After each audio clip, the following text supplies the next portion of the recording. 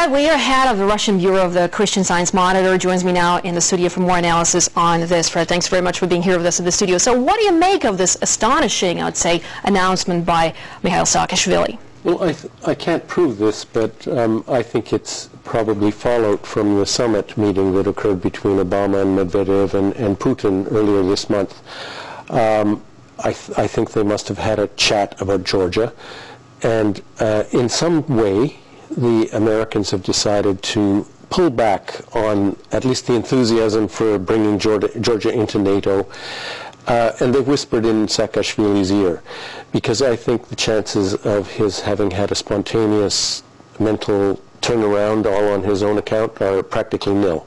So do you think it's somehow connected to Joe Biden's visit to Georgia? Yes, I think he's been told, put these things, NATO membership, recovering South Ossetia and Abkhazia, on the back burner, and concentrate now on getting your own house in order. You've got real problems, man, and if you want our support, so make some home repairs. I think that's it. I think that's what it's about.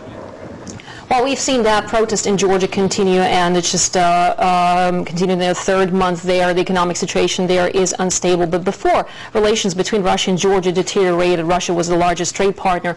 Do you think that it's likely that there will be a U-turn in relations between the two countries?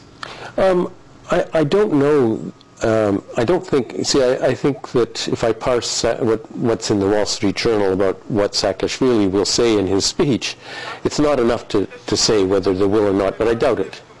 It would be very unusual.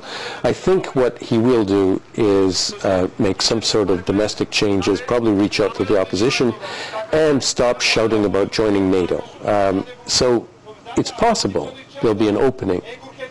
I mean, we can be a little bit optimistic that maybe there's a chance, but I wouldn't get carried away about this. Well, speaking about the opposition, the protests are in their third month now, but Saakashvili says he intends to stay in power until 2013. How strong is really the opposition in Georgia? Well, I think, and I think that's what it's about. I think Saakashvili wants to keep his chair, and this is, in order to do that, he really has to do something about getting these long-running opposition protests under control and off the street. And he has to do it in a peaceful way, and that means reconciliation with the opposition. They're not strong enough to overthrow him or to force him out. After 3 months, that's pretty clear. There's a stalemate there, but it's an ugly stalemate, one that's constantly sapping at Georgia's international image and its domestic stability. So Saakashvili has to make some changes there and solve that. All right, Fred, we are Christian Science Monitor Bureau Chief here in Moscow. Thanks very much for sharing your views with us here on RT. Thank you.